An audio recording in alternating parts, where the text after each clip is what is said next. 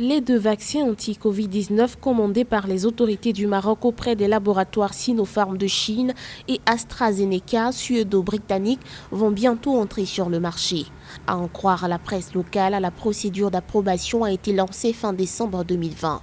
L'autorisation de vacciner sera délivrée cette première semaine de janvier 2021. Des exercices sur le terrain ont déjà été mis en place selon les autorités sanitaires. La priorité sera donnée au personnel de santé, aux autorités publiques, aux forces de l'ordre, au personnel de l'éducation nationale ainsi qu'aux personnes âgées et vulnérables.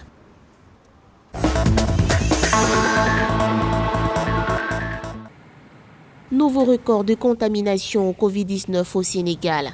D'après le bulletin épidémiologique quotidien publié par le ministère de la Santé et de l'Action sociale, le Sénégal a enregistré vendredi 1er janvier 2021 un nouveau record de 224 nouvelles contaminations, ce qui porte le nombre total de cas confirmés à 19 364.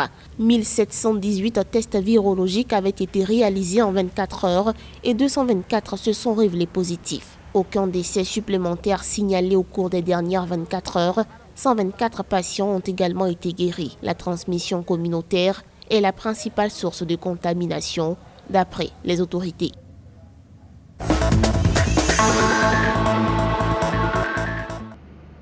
Aux Seychelles, 3 entreprises étrangères impliquées dans la pêche industrielle locale ont fait un don de 3,2 millions de roupies, soit 151 000 $ au gouvernement, afin d'aider à l'administration du programme de vaccination Covid-19 prévu être déployé en début de cette année 2021. Jeudi 31 décembre 2020, des représentants de ces entreprises, la SeaWorld, l'Albacoura SA et la InPesca SA ont remis un chèque au président des Seychelles, Wavel Ramkalawan. Le ministre de la Pêche Jean-François Ferrari a salué cette initiative. Pour lui, ce don témoigne qu'il existe une forte collaboration entre l'exécutif et le secteur de la pêche industrielle, deuxième contributeur à l'économie des Seychelles.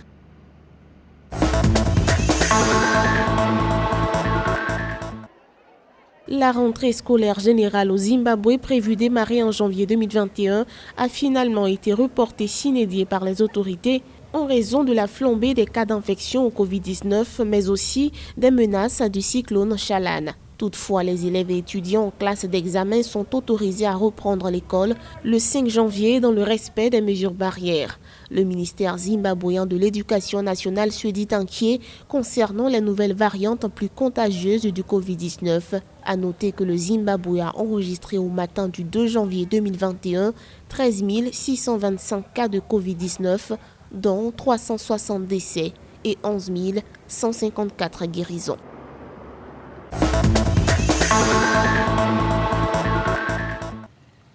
En dépit de la crise sanitaire et économique engendrée par la pandémie du nouveau coronavirus, le bilan de la croissance du Bénin s'avère plutôt positif à en croire l'exécutif béninois. L'économie affiche en effet une relative bonne croissance et une résilience admirable, selon ce qu'a déclaré le président Patrice Talon dans son discours du Nouvel An. Rappelons que la croissance économique béninoise devrait en principe se contracter de l'ordre de 5,3% contre 7,6% initialement prévu pour la fin de l'année 2020.